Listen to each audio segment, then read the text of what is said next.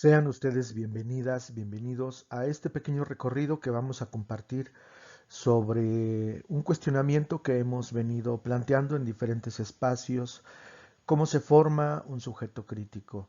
Es una pregunta compleja, dado que habría que considerar diferentes aspectos desde la planeación, la intervención y la evaluación en el contexto educativo. Sin embargo, hay algunos aspectos que tienen que ver también con la organización de las actividades, con la progresión y sobre todo con la profundidad. Bien, comenzamos. ¿Cómo es un sujeto crítico? Es decir, ¿cómo sabemos que el sujeto está alcanzando un nivel de pensamiento crítico? Bueno, voy a compartir algunas expresiones a partir de esta lámina. Decimos que un sujeto es analítico, es capaz de analizar un problema, capaz de encontrar la estructura, relación y elementos que conforman un evento, un problema, una situación, un contenido. Es capaz de resolver problemas, es decir, una de las expresiones de la inteligencia es la capacidad para resolver problemas. Emite una argumentación en sus propuestas, da fundamento, reflexiona y evalúa. Decimos que también sintetiza y toma postura. La síntesis como una capacidad cognitiva promueve actitudes y valores. Lo observamos en la relación con sus iguales. Construye nuevo conocimiento, es decir, está generando expresiones de conocimiento a partir de lo que va aprendiendo y va redescubriendo.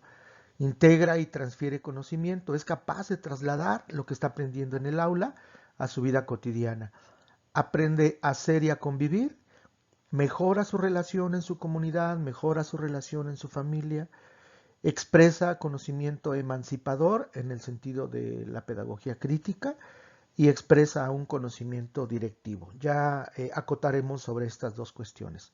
La pregunta es, ¿cómo sabemos que estamos llegando a este nivel de formación crítica? A partir de las referencias que hemos mencionado anteriormente en la que estamos caracterizando a un sujeto crítico, vamos ahora a ver una tabla en la que podremos observar las secuencias desde diferentes perspectivas y referencias pedagógicas. Observa, por ejemplo, en los procesos cognitivos.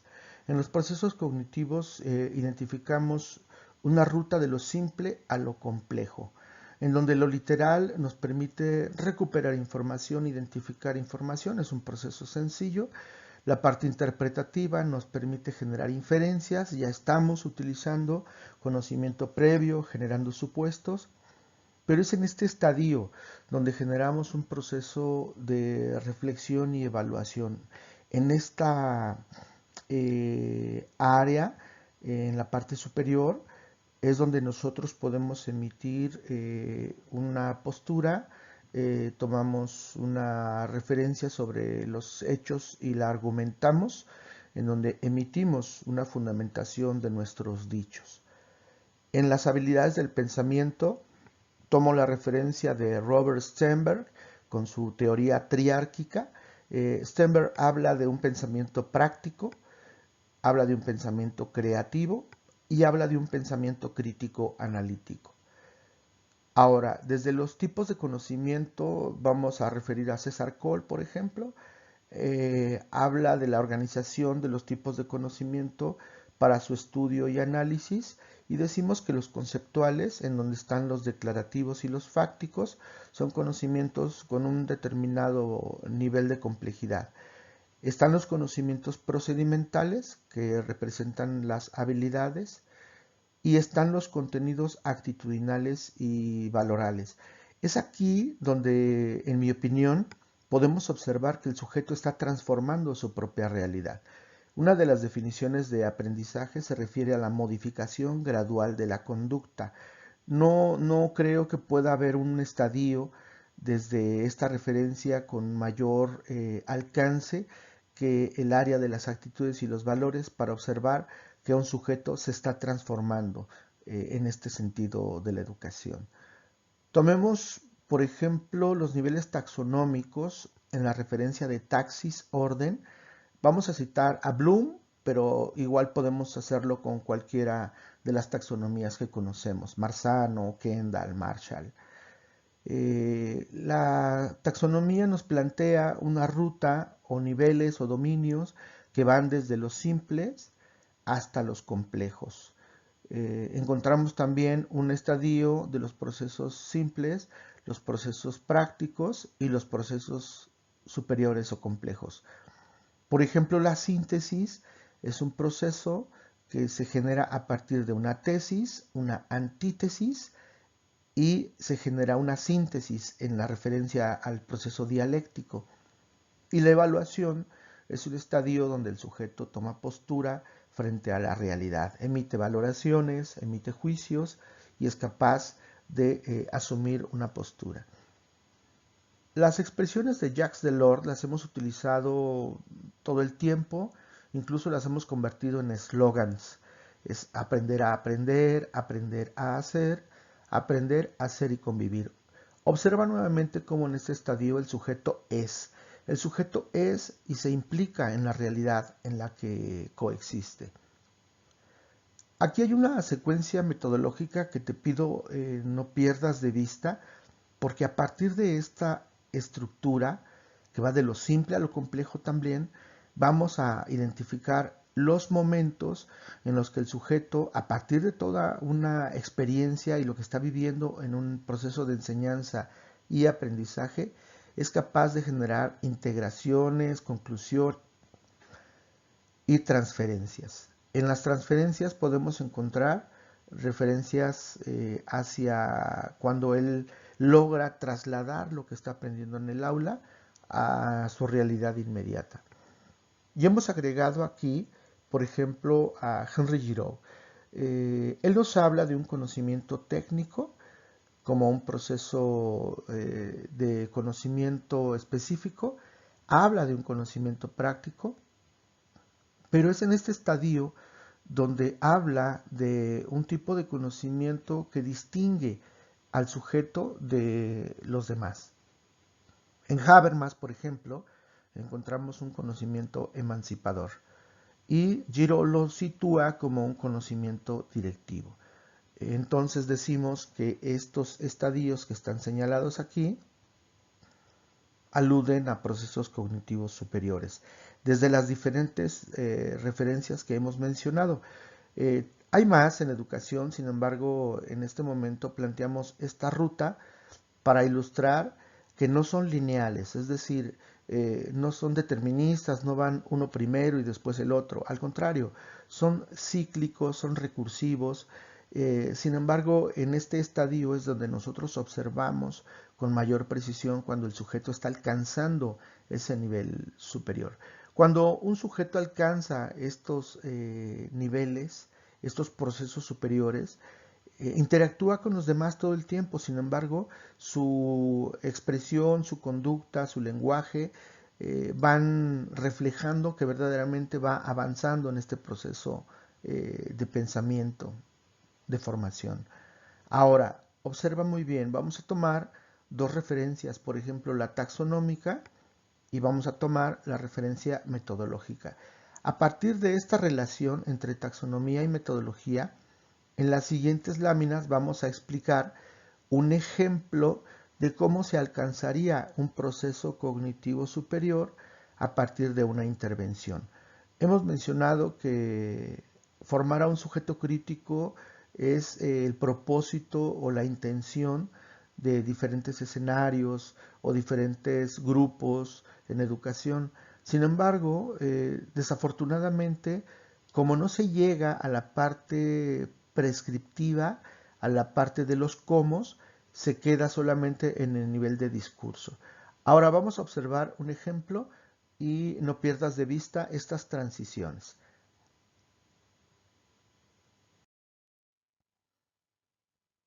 En esta referencia, por ejemplo, vamos a colocar a la taxonomía de este lado y a la metodología de este lado.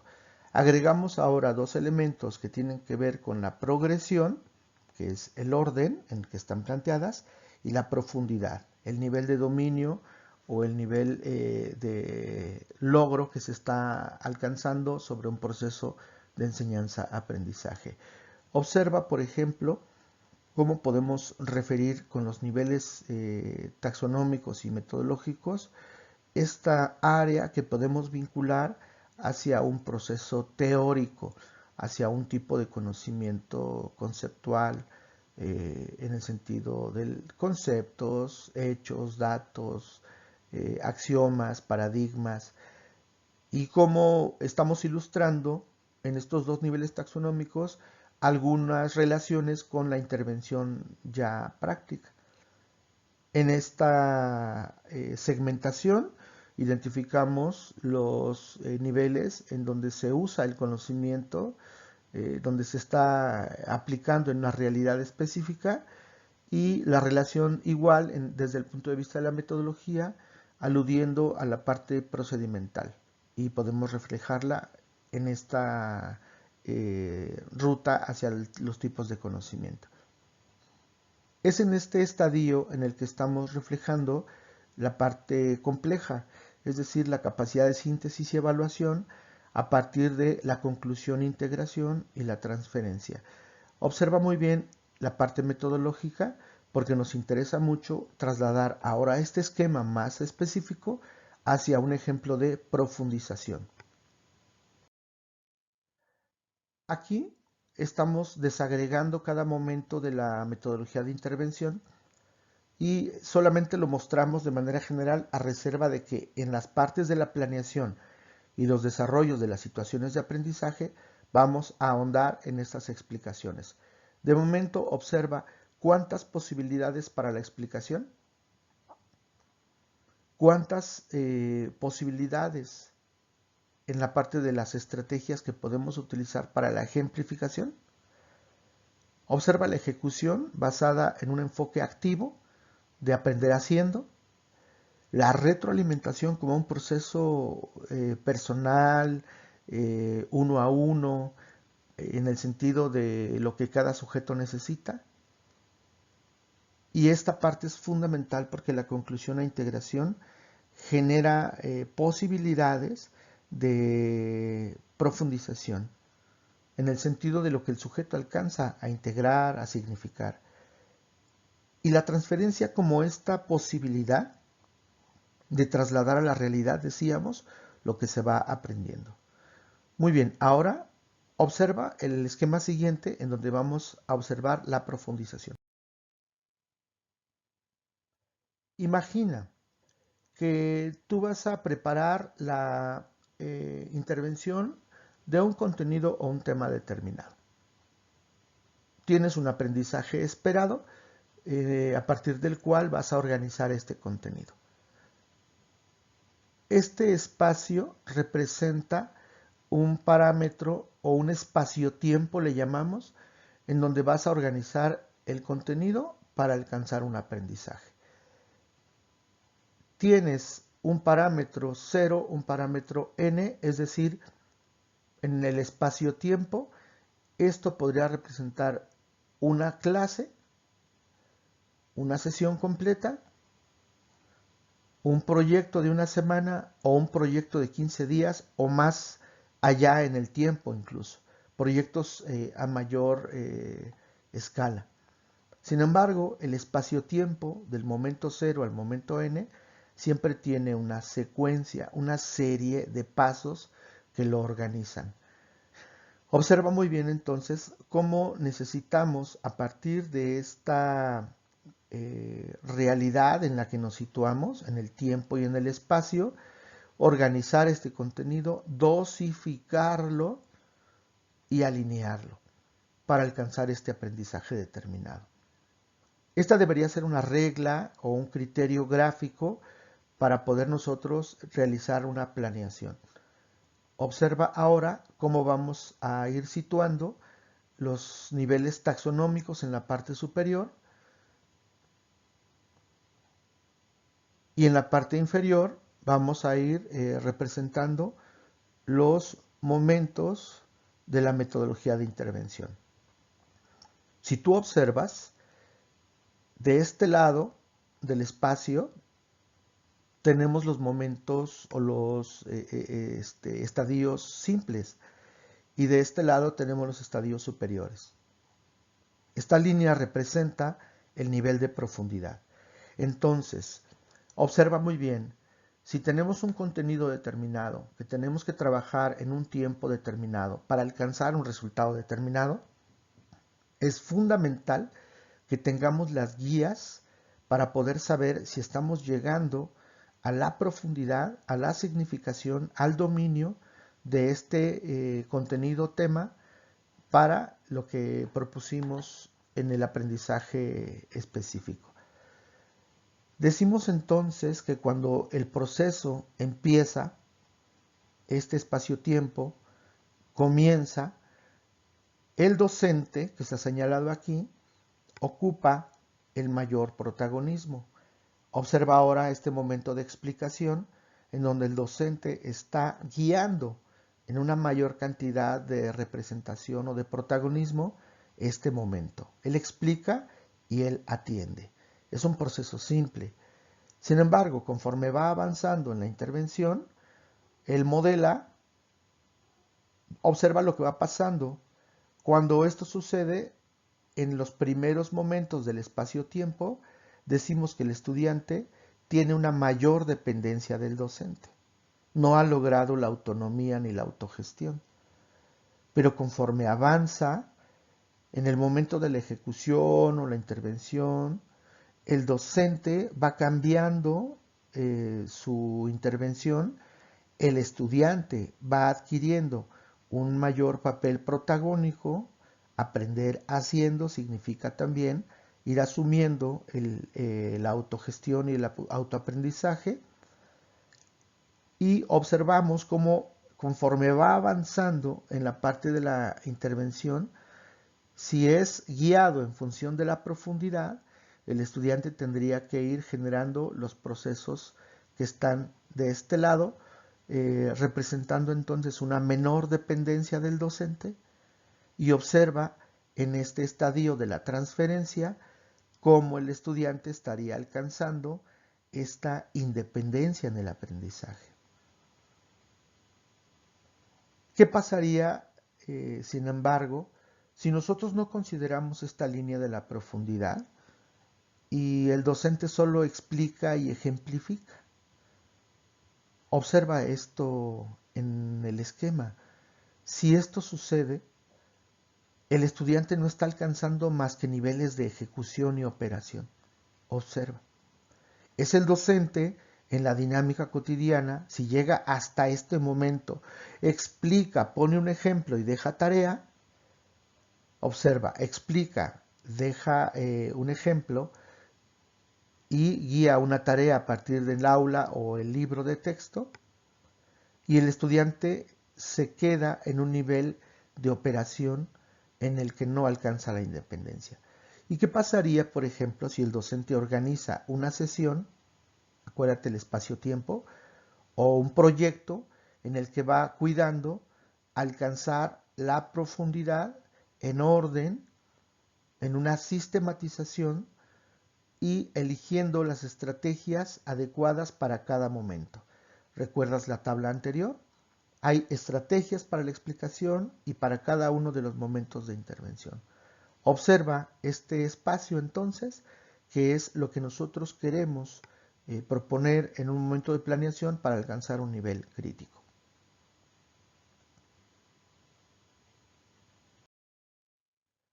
Esto no podría suceder si no aseguramos un proceso de orden. Por eso traemos a colación nuestra estructura didáctica que ya hemos trabajado en otros escenarios.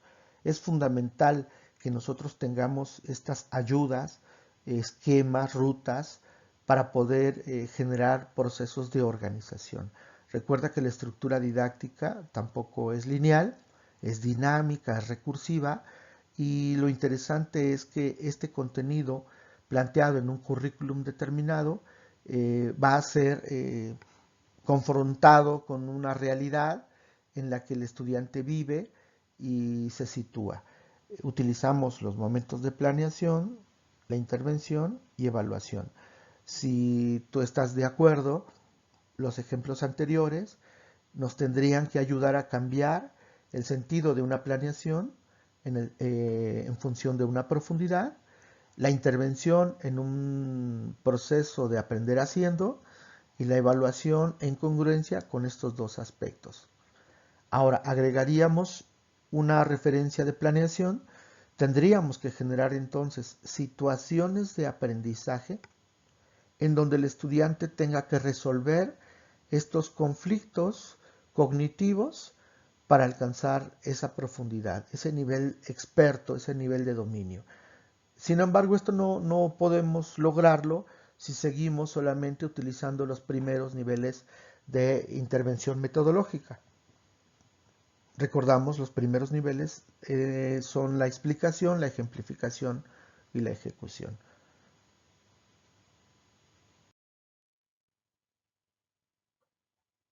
Ahora te voy a llevar por un recorrido en donde vamos a situar el perfil del sujeto crítico a la luz del universo de los modelos educativos.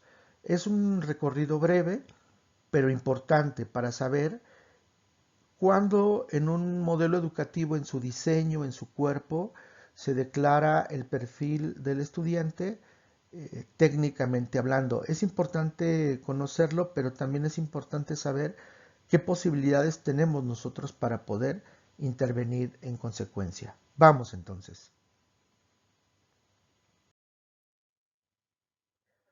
Vamos a suponer que en estos momentos ya tienes en tus manos toda la serie de documentos que fundamentan el nuevo modelo educativo llamado Nueva Escuela Mexicana. De hecho, ya hay una fecha para junio en donde se presentarán los planes y programas de estudio, de acuerdo a un cronograma oficial. Un modelo educativo basado en, y dejamos aquí el espacio para que tú puedas pensar que es posible tener un modelo educativo con diferentes orientaciones o perspectivas pedagógicas, incluso un modelo educativo basado en la pedagogía crítica. Pero ¿qué pasaría si tuviésemos un modelo educativo orientado a la tecnología educativa, tecnócrata, o un modelo educativo humanista como el que declara la nueva escuela mexicana, o un modelo educativo basado en cuestiones específicas de acuerdo a un proyecto educativo? Este modelo educativo necesita una fundamentación. La fundamentación de un modelo educativo requiere que tengamos clara la orientación filosófica, sociológica, pedagógica, epistemológica, psicológica, tecnológica, es decir, aquellos ejes, aquellos filtros que le dan razón y sentido a una propuesta educativa en un tiempo y en un espacio determinado. Requerimos también un corpus, una estructura de este modelo educativo. Este cuerpo, esta estructura, va adquiriendo sentido en función de su estructura documental, pero hay referencias, por ejemplo, el plan de estudios y el mapa curricular, en donde ya se expresan aspectos más detallados, más específicos. En el plan de estudios expresamos los perfiles de ingreso y egreso, así como la carga horaria y la parte crediticia de cada contenido. En el mapa curricular visualizamos la ruta y la integración, el desplegado en la sábana o malla curricular, y vienen los planes y programas de estudio. También necesitamos las orientaciones didácticas, metodológicas y los criterios de evaluación. Entonces, observa esta estructura documental de un modelo educativo y podemos ir refiriendo de manera específica algunas menciones. Por ejemplo, los planes y programas es uno de los documentos de este universo curricular o de modelo que nosotros más consultamos. Bien a bien tenemos oportunidad de tener en las manos los docentes todo el modelo tal vez, pero los que cotidianamente estamos leyendo son los planes y programas. El universo curricular, por ejemplo, en estos momentos estamos en una transición y este es el mapa curricular actual del llamado nuevo modelo educativo y la transición que se está realizando del modelo 2017 a el modelo 2020 en la nueva escuela mexicana. Sin embargo, es importante saber en dónde se expresan los perfiles del sujeto en un modelo educativo. En los planes de estudios podremos nosotros conocer los perfiles de ingreso y egreso expresados generalmente como los conocimientos, las habilidades y las actitudes que el sujeto debe saber previo a un nivel educativo y demostrar al ingresar a un nivel superior. Observa entonces esta referencia como un parámetro de orden en donde surge un perfil educativo. Sin embargo, vamos a una reflexión más crítica. En los modelos educativos hay que poner mucha atención a la fase descriptiva, que podemos nosotros encontrar con las preguntas generales como ¿qué es? Y cómo se fundamenta. Todos esos documentos que nos dicen qué es y cómo se fundamenta constituyen la fase descriptiva, entre otras preguntas. La fase prescriptiva nos dice cómo se opera, cómo se utiliza ese modelo. Ahí vienen las orientaciones, las normas, los preceptos, y es importante que nosotros tengamos estos criterios ahora que tengamos en nuestras manos el nuevo modelo educativo con una infinidad de documentos que nos van a proporcionar a través de estas dos guías, qué es y cómo se opera.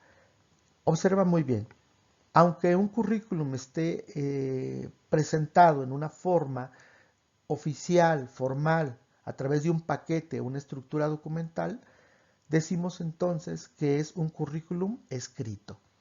El currículum escrito es el que se declara formalmente. Aquí está declarado en los diferentes documentos que lo conforman. Sin embargo, en la realidad, el currículum vivido es el que se experimenta en lo cotidiano, es el que vivimos, el que respiramos en las aulas. A partir de lo que se escribe, esto es lo que sucede. También tenemos un currículum manifiesto. Hoy por hoy podríamos decir que lo que observamos en los egresos de nuestros estudiantes, en los diferentes conocimientos, habilidades y actitudes, no nos satisface, dadas las condiciones de los diferentes parámetros evaluativos. Es decir, lo que estamos observando, lo manifiesto, no satisface lo escrito. Tenemos una gran deuda, un gran vacío en los niveles de comprensión, de producción textual, de pensamiento lógico, de resolución de problemas, y lo que se manifiesta no es del todo grato para los objetivos educativos. Y tenemos un currículum oculto, el currículum intencionado, decimos. En los años 70, en el surgimiento o en el fortalecimiento de la educación tecnológica, surgen diferentes escenarios educativos intencionados con un propósito tecnocrático específico. Decíamos en un análisis social o un análisis pedagógico que en el currículum oculto de aquellos años había un propósito para generar una mano de obra especializada a partir de las instituciones de educación superior. Sí hay un currículum oculto, sin embargo, para poder identificar estas intenciones políticas, hegemónicas, pues necesitamos un nivel de conciencia distinto para poder analizar esa realidad y determinar las intenciones. Entonces observa el currículum vivido, que es donde nosotros, aunque tengamos un modelo educativo basado en un enfoque, en una perspectiva específica, esta es la parte viva en el aula, es la parte que significa. Una cosa es lo que se dice y otra cosa es lo que se vive. Observa entonces dónde se significa el perfil del estudiante crítico.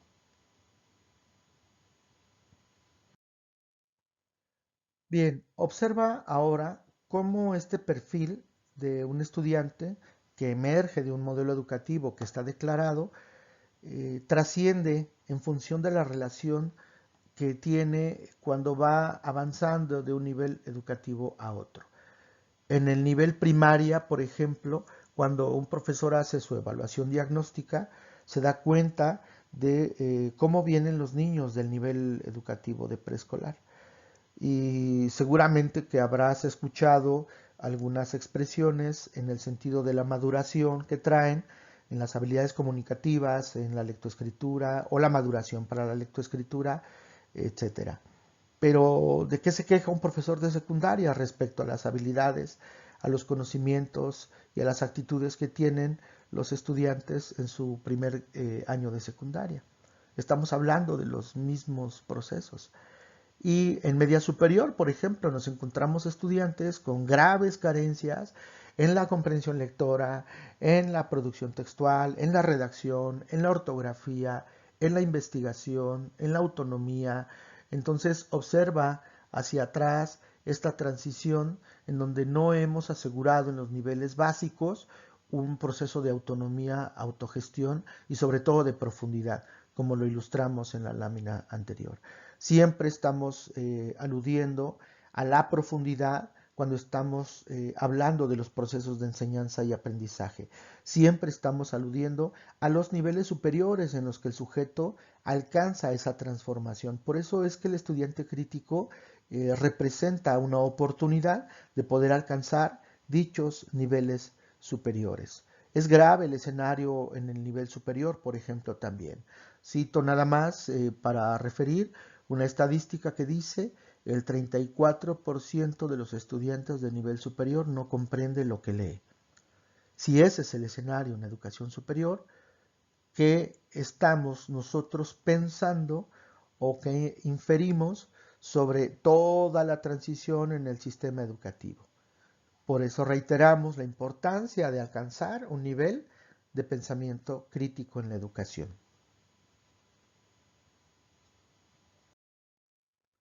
Muy bien, para ir cerrando esta pequeña charla recorrido, quiero compartirte algunas reflexiones.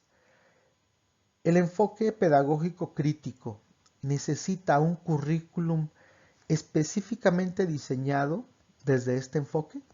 ¿Qué opinas? En el supuesto de no contar con un currículum diseñado desde este enfoque, ¿es posible orientar pedagógica, didáctica y metodológicamente el proceso de enseñanza y aprendizaje desde este enfoque?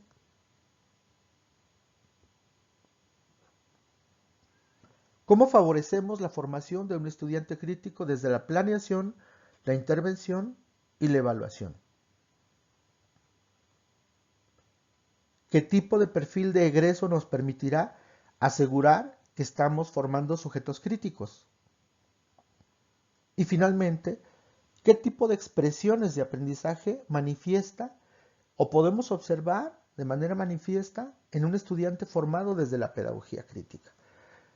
Ojalá que puedas tomar en cuenta estos cuestionamientos para poder realizar el ejercicio de la actividad siguiente, en donde vas a poder expresar tu opinión respecto a un modelo educativo, a la importancia de la parte de la intervención y sobre todo recuerda el esquema de la profundidad.